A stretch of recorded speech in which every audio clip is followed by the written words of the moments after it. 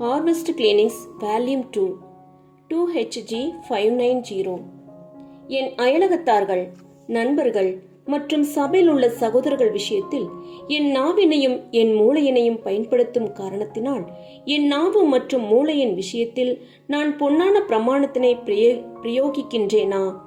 நான் மற்றவர்களை குறித்து கிருபையாக அல்லது அற்பமாக சிந்திக்கின்றேனா? அவர்கள் விஷயத்தில் அவர்கள் நேர்மையற்றவர்கள், கீழ்த்தரமானவர்கள் அல்லது தூய்மையற்றவர்கள் என்று நான் எப்போதும் கற்பனை பண்ணிக் கொள்கின்றேனா? அவர்களும் என்னை குறித்து இப்படியாக கற்பனை பண்ணுவதை நான் விரும்புவேனா? இப்படியாக கற்பனை பண்ணும் தன்மையினை கொண்டிருக்கும் ஒருவன் அவன் வேத வாக்கியங்களின்படி தன் இருதயத்தில் அக்கிரமத்தை குடிகொள்ளச் செய்திருக்கின்றான் என்று தெரிந்திருக்க கடவன். இத்தகைய எண்ணங்களானவை சீரிய மனங்களுக்கு பாத்திரமற்றவைகள் என எதிர்க்கப்பட வேண்டும் மற்றும் இவ்வெண்ணங்களுக்கு பதிலாக மற்றவர்கள் விஷயத்தில் இரக்கமான, தயவான, பெருந்தன்மையான உணர்வுகளை வளர்த்திட வேண்டும். நாவின் காரியம் எப்படியாக இருக்கின்றது? ஒருவனையும் தூஷியாமலும் எனும் வேதவாக்கிய விதியினை எப்போதும் கை கொள்ளுகிறோமா? அல்லது மற்றவர்கள் குறித்து நாம் அறிந்திருப்பவைகளை அல்லது மற்றவர்களின் மதிப்பை குறைத்துவிடும் விதத்தில் நாம் கேள்விப்பட்டவைகளை மற்றவர்களிடத்தில் புறம் கூறி திருவதில் இன்பம் காணும் அற்பமான தன்மையினை உடையவர்களாக நம்மையே காண்கின்றோமா? இப்படியாக அல்லது பொன்னான பிரமாணத்திற்கு எதிராக இப்படி நமக்கு மற்றவர்கள் செய்ய நாம் விரும்புவோமா? பேசும் காரியம் உண்மையாக இருப்பினும் அல்லது இல்லாவிட்டாலும் இரக்கமற்ற அல்லது தயவற்ற காரியங்கள் ஏதோ ஒன்றை நாம் பேசிடும் விஷயத்தில் அப்படி பேசுவதை நியாயப்படுத்த முற்படுபவர்களாக நம்மையே நாம் காண்கின்றோமா? இப்படி செய்து வருகின்றோமானால் இது பொன்னான பிரமாணத்திற்கு முற்றிலும் எதிரானது என நாம் அடையாளம் கண்டு கொள்கின்றோமா? மேலும் பொன்னான பிரமாணத்திற்கு முரணானவைகளை செய்திருக்கிறோம் என்று நாம் அடையாளம் கண்டிருக்கும் விஷயங்களை நியாயப்படுத்திடுவதற்கான நம்முடைய பிரயாசம் என்பது நம்மை நாம் வஞ்சித்துக் கொள்ள முற்படுவதாக மாத்திரமே இருக்கின்றது என்றும் நமது கர்த்தரை ஏமாற்றிட முடியாது என்றும் நாம் காண்கின்றோமா? மோசம் போகாதிருங்கள், தேவன் நம்மை பரியாசம் பண்ண ஒட்டார். நீதியானவைகளை செய்கிறவன் நீதிமானாக இருக்கிறான். பொன்னான பிரமாணத்தினை கை கொள்ளுகிறவன் நீதிமான் ஆவான். பாசாங்கு பண்ணி பொன்னான பிரமாணத்தினை மீறுகிறவன் புறம்பே அவன் தன்னை நீதிமானாக என்னதான் அறிக்கை பண்ணியிருந்தாலும் அவன் இருதயத்தில் அநீதி இருப்பதை வெளிப்படுத்துகின்றவனாய் இருப்பான். இது விஷயத்தில் இருதயத்தின் நிறைவினாலே வாய்ப்பேசும் என்னும் வேத வாக்கியத்தினை நாம் மறந்துவிட வேண்டாம். ஆகையால் ஒருவேளை புறம் கூறுகிறவர்களாக அல்லது ஏதேனும் விதத்தில் பாதகம் பண்ணுகிறவர்களாக அல்லது ஒருவருக்கு பாதகம் பண்ணும் அல்லது அவரை குறித்து புறம் கூறும் காரியத்தில் நியாயப்படுத்த முற்படுபவர்களாக நம்மை நாம் காண்போமேயானால் இது இன்னலுக்கான அறிகுறியாக இருந்து மனதின் சீர்கேட்டினை, அநீதியினை, அநியாயத்தினை சுட்டிக்காட்டுகின்றதாய் இருக்கும். மேற்கூறப்பட்டுள்ள விஷயங்கள் எவற்றிலாவது நமது எண்ணங்கள் அல்லது வார்த்தைகள் அல்லது கிரியைகள் விஷயத்தில் அநீதி நம்மிடத்தில் காணப்படுமானால் இது ஆண்டவருடைய அடிச்சுவடுகளை பின்பற்றும்படிக்கு வந்துள்ள நாம் மனவேதனை அடைவதற்கு ஏதுவானவை ஆகும். இது அபாயமணியாகும். இந்நிலைமையானது சரி செய்யப்படவில்லை எனில் இது இன்னும் மோசமான நிலைமைக்கு, இன்னும் அவபக்திக்கு நேராய் நம்மை வழிநடத்தி சுவாபத்தின்படியோ அல்லது கிருபையின்படியோ நாம் பெற்றிருக்கும் எதுவும் மாசுபட்டு மாறுபாடானதாகி சீரழிந்து போய் மதிப்பற்றதாகிவிடும் மற்றும் அழைப்பையும் தெரிந்து கொள்ளுதலையும் உறுதிப்படுத்தவும் மற்றும் கிறிஸ்துவோடு கூட அவரது ராஜ்யத்தில் உடன் சுதந்திரராகும் நிலைக்கு வருகிறதற்கும் தவறி போகிறவர்களில் ஒருவராக நிச்சயமாய் நாம் ஆகிவிடுவோம். முன் குறிக்கப்பட்டவர்களாகிய தெரிந்தெடுக்கப்பட்டவர்கள் யாவரும் தேவனுடைய நேசகுமாரனுடைய குண லட்சணத்தின் சாயலில் ஒத்திருக்க வேண்டும் அல்லவா? நமது ஆண்டவர் யாவரிடத்திலும் நீதியோடு காணப்பட்டது மாத்திரமல்லாமல் அன்பானவராகவும் சுயத்தை பழி செலுத்தினவராகவும் காணப்பட்டார் அல்லவா? ஆகையால் பரலோகத்தில் இருக்கிற உங்கள் பிதா போன்று இருங்கள் என்னும் பொன்னான பிரமாணத்தினுடைய வார்த்தைகளை நாம் மறந்துவிட வேண்டாம். ஒருவேளை இந்த பிரம்மாண்டமான நியமத்திற்கு இசைவாய் முழுவதுமாய் நம்மால் வாழ முடியாவிட்டாலும் அதை நம் இருதயங்களிலாகிலும் அங்கீகரித்து முடிந்த மட்டும் சிந்தனையிலும் வார்த்தைகளிலும் கிரியைகளிலும் அதற்கு இசைவாய் நெருக்கமாக காணப்படுவோமாக. 2HG 765. நம்முடைய சக மனிதர்களை நாம் கையாளும் விஷயம் அனைத்திலும் நீதி அவசியம் என்பது பகுத்தறிவுள்ள மனங்கள் யாவருக்கும் ஏற்புடையதாக இருக்கும். அது தேவனுடைய நியாய பிரமாணம் முழுவதையும் உள்ளடக்குகின்றதாய் இருக்கின்றது. அந்த நியாய பிரமாணத்தின் சுருக்கமாய் காணப்பட்டு நமது கர்த்தரின் அங்கீகரிப்பை பெற்ற அந்த வார்த்தைகள், உன் தேவனாகிய கர்த்தரிடத்தில் உன் முழு இருதயத்தோடும், உன் முழு ஆத்மாவோடும், உன் முழு பலத்தோடும், உன் முழு சிந்தையோடும் அன்பு கூர்ந்து உன்னிடத்தில் அன்பு கூறுவது போல பிறனிடத்திலும் அன்பு கூறுவாயாக. லூக்கா 10:27 என்பதே ஆகும். இந்த 2 கோரிக்கைகளிலும் நியாயப்பிரமாணமும் தீர்க்க தரிசனங்களும் முழுமையாய் உள்ளடங்குகிறது. முதலாவதாக நமது சிருஷ்டிகரை நாம் அடையாளம் கண்டு கொள்ள வேண்டும். நமக்கு ஜீவனையும் அதன் ஆசீர்வாதங்கள் யாவையும் கொடுத்தவரை நாம் மகிமைப்படுத்திட வேண்டும். நமக்கும் மற்றவர்களுக்கும் மகிழ்ச்சியினை உண்டு பண்ணும் அவரது நீதியான கோரிக்கைகளுக்கு நாம் கீழ்ப்படிதல் உள்ளவர்களாய் இருக்க வேண்டும். மற்றவர்கள் நம் உரிமைகளை அடையாளம் கண்டு கொள்ள வேண்டுமென நாம் விரும்புவது போன்று நாம் மற்றவருடைய உரிமைகளையும் அடையாளம் கண்டு கொள்வது சரியே. பொன்னான பிரமாணம் என்பது வெறும் நீதியே ஆகும். நியாயம் செய்யுங்கள் என்னும் நமது ஆதார வசனத்தில் இடம்பெறும் வார்த்தை முன்வைக்கும் காரியங்களுக்கு குறைவானதை செய்யும்படிக்கு நாம் கொஞ்சம் கூட அனுமதிக்கப்படுகிறதில்லை. வாருங்கள், சேர்ந்து காரியங்களை நிதானித்து பார்க்கலாம். நம்மில் எத்தனை பேர்கள் ஜீவியத்தின் காரியங்கள் அனைத்திலும் நமது தேவன் மற்றும் நமது அயலார்கள் விஷயத்தில் நீதி செய்திருக்கின்றோம்? குடும்பத்திலிருந்து துவங்கலாம். ஒவ்வொருவனும் தன் பெற்றோர்களிடத்தில், தன் குழந்தைகளிடத்தில், தன் சகோதரிடத்தில், தன் சகோதரிகளிடத்தில், தன் கணவனிடத்தில், தன் மனைவியினிடத்தில் தன்னால் பேசப்பட்ட வார்த்தைகளையும் தன்னால் செய்யப்பட்ட கிரியைகளையும் ஆராய்ந்து பார்ப்பானாக. ஜீவியத்தில் நமது உறவுகள் அனைவரின் விஷயத்திலும் இப்படி நமக்கு மிக நெருக்கமானவர்களாகவும் மிக அருமையானவர்களாகவும் காணப்படுபவர்களை நாம் நீதியினுடைய கொள்கைகளுக்கு ஏற்ப, பொன்னான பிரமாணத்திற்கு ஏற்ப நடத்துகின்றோமா? அவர்கள் நமக்கு செய்ய வேண்டும் என்று நாம் விரும்புபவைகளை நாம் அவர்களுக்கு செய்கின்றோமா? ஒருவேளை இல்லையெனில், கர்த்தரோடு உறவு கொள்ள துவங்கின பிற்பாடு அவருக்கு கனத்தை கொடுக்கவும் அவருக்கு கீழ்ப்படியவும் நாடின பிற்பாடு குடும்பத்திலும் ஜீவிதத்திலும் உள்ள ஒவ்வொரு வார்த்தைகளையும் ஒவ்வொரு கிரியைகளையும் நாம் கூர்ந்து கவனிப்போமாக. மற்றும் எந்த அளவுக்கு அவைகள் சரி செய்யப்படலாம் மற்றும் நீதியாய் காணப்படத்தக்கதாக கொண்டு வரப்படலாம் என்று பார்ப்போமாக.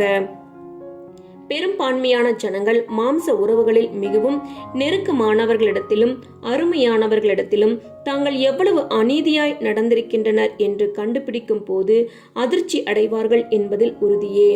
இதோடு கூட உங்கள் அயலார்களின் விஷயங்களில், உங்கள் கூட்டாளிகளின் விஷயங்களில், அன்றாட ஜீவியத்தில் உங்கள் வார்த்தைகள் மற்றும் கிரியைகள் நீதியாய் அல்லது அநீதியாய் இருந்துள்ளதாவென கவனியுங்கள்.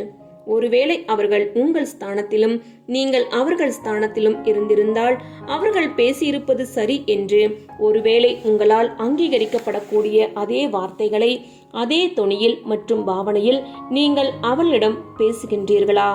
தொழில் விஷயத்தில் மற்றவர்கள் உங்களிடம் செய்திட்ட எந்த அளவுக்கான பேரம் நீதியானது என்று உங்களால் கருதப்படுமோ அந்த பேரத்தை தான் நீங்கள் அவர்களிடம் பண்ணுகின்றீர்களா?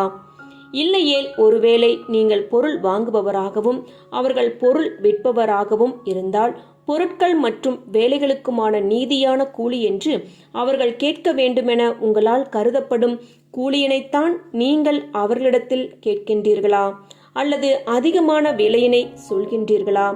ஒருவேளை உங்களுக்கு தோட்டம் ஒன்றிருந்தால் அதில் அயலானின் கோழி வந்து நாசம் செய்யாதபடிக்கு அவன் கவனமாக இருக்க வேண்டும் என்று நீங்கள் விரும்புவது போன்று நீங்களும் உங்கள் கோழிகள் உங்கள் அயலானின் தோட்டத்தில் நாசம் செய்யாதபடிக்கு கவனமாய் கவனித்துக் கொள்கின்றீர்களா? உங்கள் அயலான் உங்கள் முகத்தின் முன் புகையினை ஊதக்கூடாது என்று நீங்கள் விரும்புவது போன்று நீங்களும் அயலானின் முகத்தில் புகை ஊதவே கூடாது என்றிருக்கின்றீர்களா? உங்கள் இல்லத்தில் அயலான் பிரவேசிக்கையில் அவன் காலை துடைத்து கொண்டு வர வேண்டும் என்று நீங்கள் விரும்புவது போன்று நீங்களும் அயலானின் இல்லத்தில் பிரவேசிக்கையில் காலை துடைத்து கொண்டு செல்கின்றீர்களா?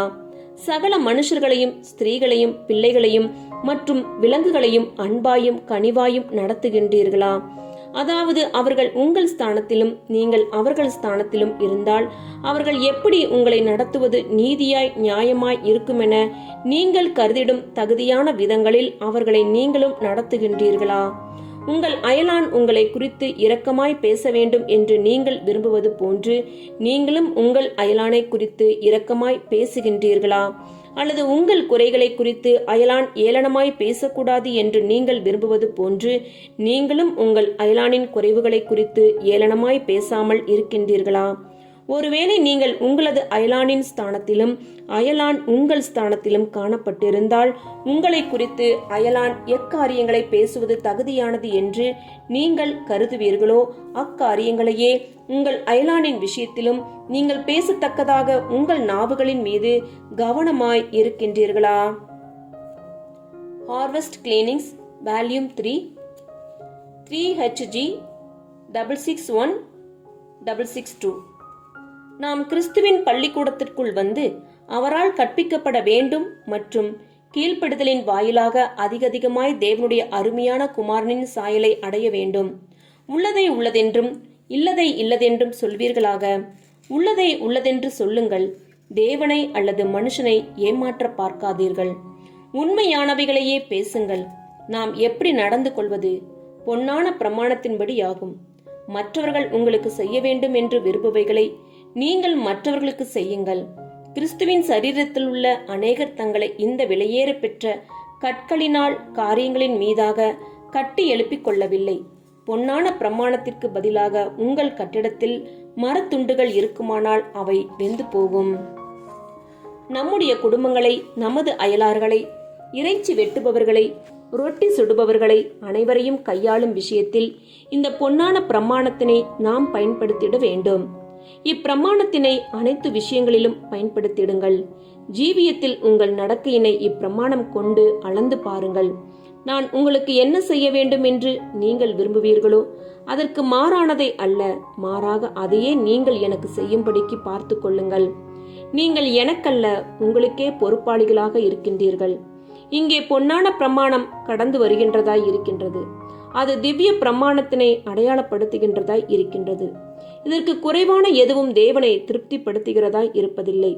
நீங்கள் பொன்னான பிரமாணத்தின்படி ஜீவியாமல் இருந்தால் நீங்கள் கர்த்தரால் அங்கீகரிக்கப்படுபவர்களாகவும் அவரை பிரியப்படுத்துகிறவர்களாகவும் காணப்படுவதாக சொல்லிக் கொள்ள வேண்டாம். அது ஒவ்வொரு நாளும் பயன்படுத்தப்பட வேண்டும். பரிசுத்தவானாகிய யோவான் ஆலயத்தை பொற்கோலினால் அளக்கும்படிக்கு சொல்லப்படுகின்றார். ஆகையால் சபை இந்த பொன்னான பிரமாணத்தினால் பொற்கோளால் அளந்து பார்க்கப்படுகின்றனர். நீங்கள் உங்களையே அளந்து பார்த்து கொள்ளுங்கள். இப்படியாக தேவன் நமக்கு கொடுத்துள்ளதான பொன்னான நியமத்திற்கு நெருங்கி நெருங்கி வருகின்றோம். பொன்னான பிரமாணத்திற்கு அப்பால் ஏதேனும் உள்ளதா? ஆம், அதற்கும் அதிகமாக உங்களால் செய்ய முடியும். ஆனால் அதற்கும் குறைவாய் உங்களால் செய்யக்கூடாது. அது தகுதியாக இராது. எல்லா இடங்களிலும் எல்லா நேரங்களிலும் பொன்னான பிரமாணத்தினை நடைமுறைப்படுத்துவதற்கும் அதிகமாய் ஒருவரால் என்ன செய்ய முடியும்? மற்றவருடைய நலன்களுக்கு உங்கள் சொந்த உரிமைகளை நீங்கள் விட்டுக் கொடுக்கலாம். உங்கள் சொந்த உரிமைகளை நீங்கள் துறந்து விடலாம். அதுவே அன்பாகும். அதுவே பலியாகும். பொன்னான பிரமாணம் முதலாவதாக வருகின்றது. பின்னர் பழி வருகின்றது. பொன்னான பிரமாணத்தினை கை கொள்ளாமல் பெற்றோர்கள் தங்கள் பிள்ளைகளுக்கு அநீதி செய்த சம்பவங்கள் என் கவனத்திற்கு கொண்டு வரப்பட்டிருக்கின்றது. பொன்னான பிரமாணத்தின் அடிப்படையில் தங்கள் மனைவிகளை நடத்தாமல் ஆனாலும் தங்களை கிறிஸ்துவின் பின்னடியார்கள் என்று கூறிக்கொள்கின்ற கணவன்மார்களின் சம்பவங்கள் என் கவனத்திற்கு கொண்டு வரப்பட்டிருக்கின்றது. பொன்னான பிரமாணத்தினை கை கொள்வது என்பது நாம் செய்ய வேண்டிய மிக அடிப்படையான காரியமாகும். ஆனால் நீங்கள் சொல்லலாம், இது ஒருபோதும் என் கணவன் விஷயத்தில் செல்லுபடியாகாது, அல்லது இது ஒருபோதும் என் மனைவி விஷயத்தில் செல்லுபடியாகாது. அதை தேவனிடத்தில் விட்டு விடுங்கள். தேவன் வழியை சுட்டி காண்பித்துள்ளார் மற்றும் நாம் நம் சொந்த புரிந்து கொள்ளுதலின் மீது சாராமல் தேவனுடைய சித்தத்தை, தேவனுடைய நியமமாகிய பொன்னான பிரமாணத்தினை நடப்பிக்க வேண்டும். இது என்னுடைய எல்லா நடக்கைகளையும் அனைவருடனான என்னுடைய அனைத்து காரியங்களையும் நிர்வகித்திட வேண்டும் மற்றும் அப்போது தேவன் என்னிடத்தில் பிரியம் கொள்வார். இப்படியாக நீங்கள் கிருபையில் வளர்வீர்கள், நீங்கள் அறிவில் வளர்வீர்கள். பின்னர் நீங்கள் கேட்கலாம், நான் செய்வதற்கு இன்னும் ஏதேனும் உள்ளதா? ஆம், நீங்கள் பலி செலுத்திடலாம் என்று பதிலளிக்கிறேன். 3HG 674675. தேவன் நம்முடைய ஜனங்கள் உபதேசத்தில் உள்ள தப்பறைகளில் நின்று விலகி காணும்படிக்கு விரும்புகின்றார். ஆனாலும் அவர்கள் பாவம், அநீதி, அநியாயம் ஆகியவற்றுடன் இணக்கம் ஏதும் இல்லாமல் இருக்கும்படி விசேஷமாய் விரும்புகின்றார்.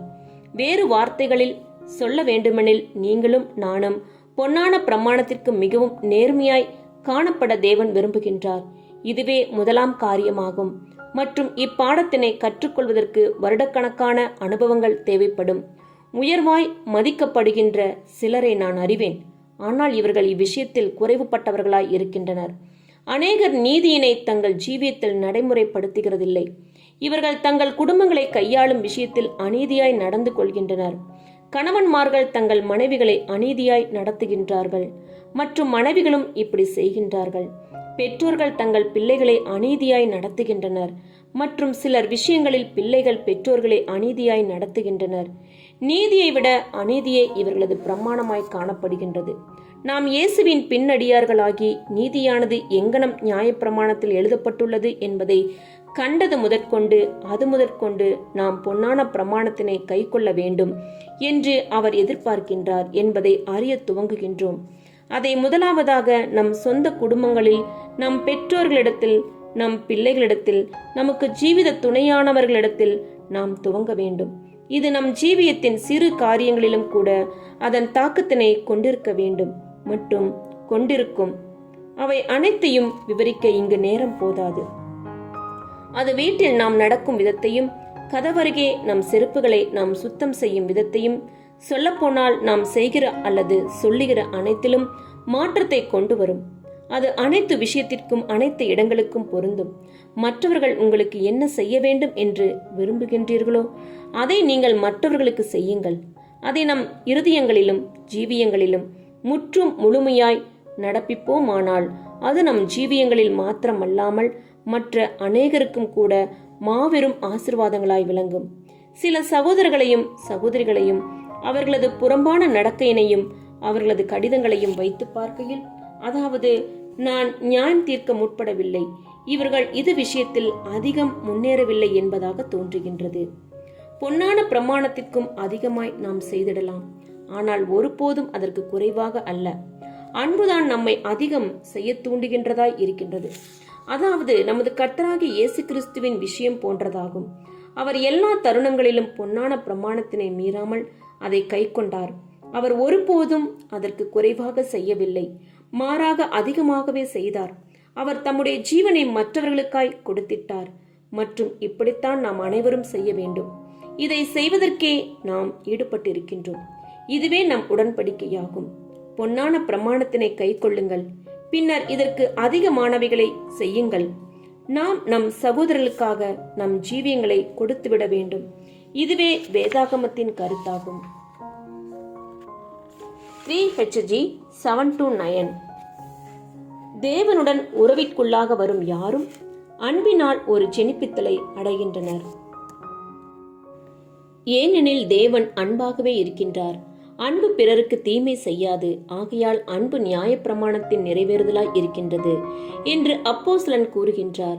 தேவனுடைய நியாயப்பிரமாணம் நீதியின் பிரமாணமாய் இருக்கின்றது மற்றும் வேத வாக்கியங்கள் முன் வைப்பது போன்று கர்த்தருடைய ஆவியை, அன்பின் ஆவியினை பெற்றுக் கொள்பவர்கள் யாரும் மற்றவர்களுக்கு நீதியையாகிலும் செய்ய வேண்டியவர்களாய் இருக்கின்றனர். நீதிக்கும் அதிகமாய் எந்த நியாயப்பிரமாணமும் எதிர்பார்ப்பதில்லை.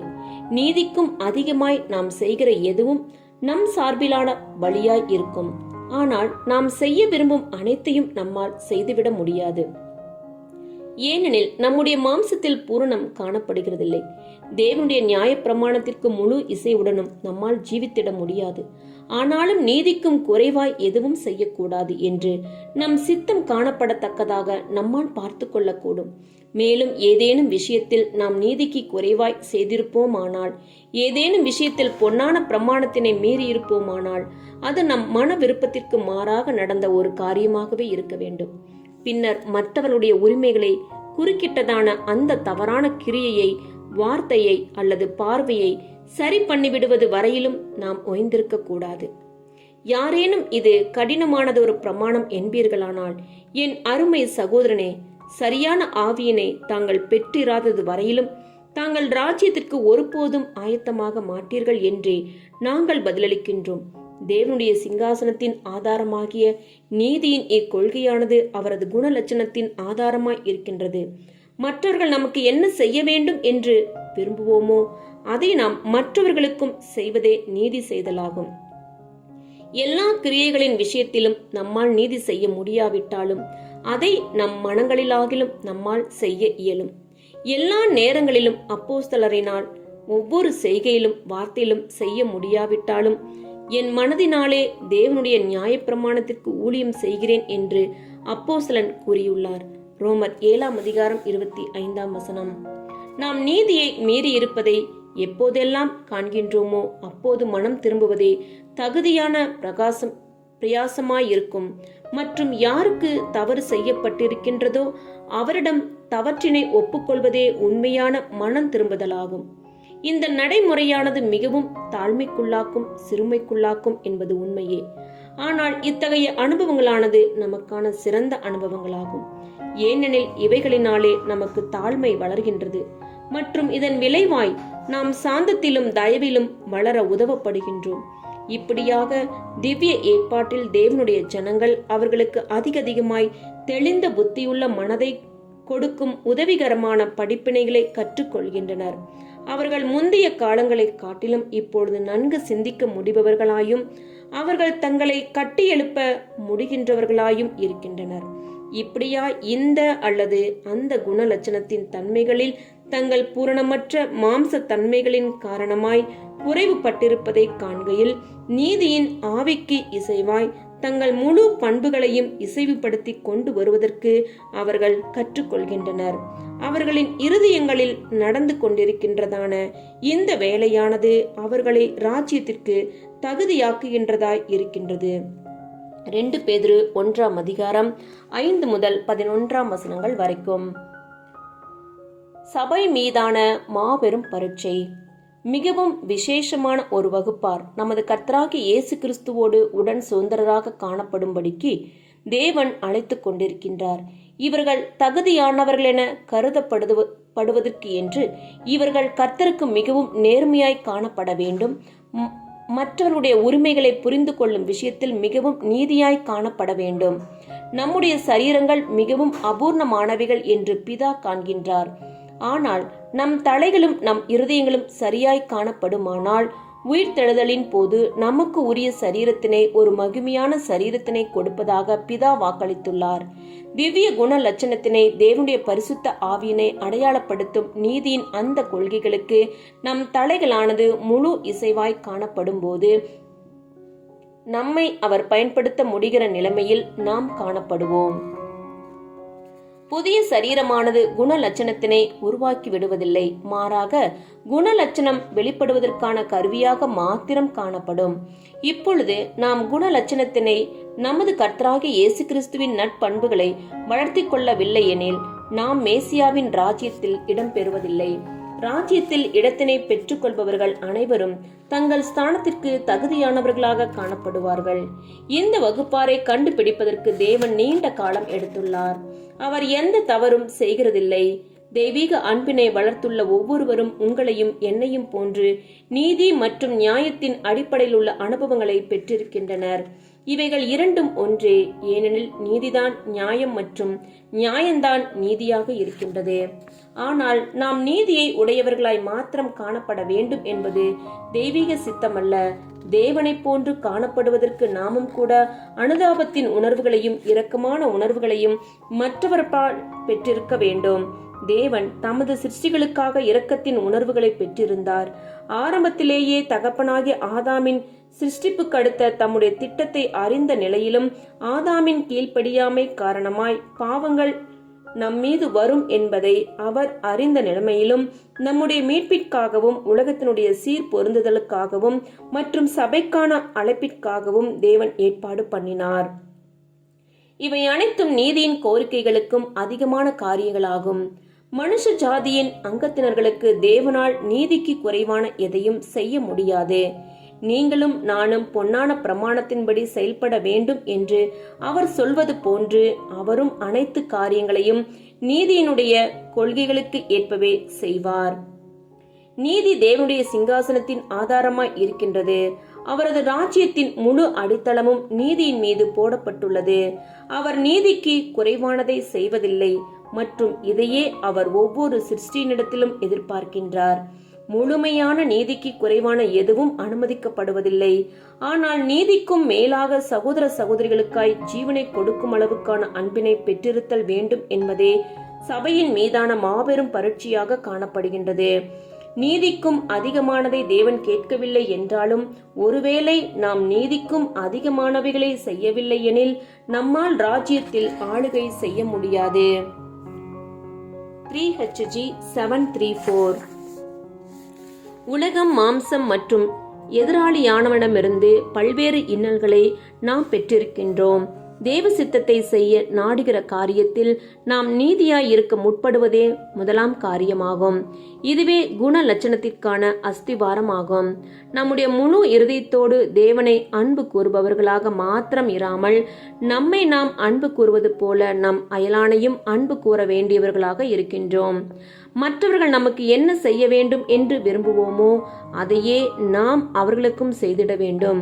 இதுவே பொன்னான பிரமாணமாகும் மற்றும் நாம் இதை கடைபிடிக்க வேண்டும் என்று தேவன் எதிர்பார்க்கின்றார் என்கிற விதத்தில் இயேசு இதை ஒரு நியமமாக முன் வைத்துள்ளார்.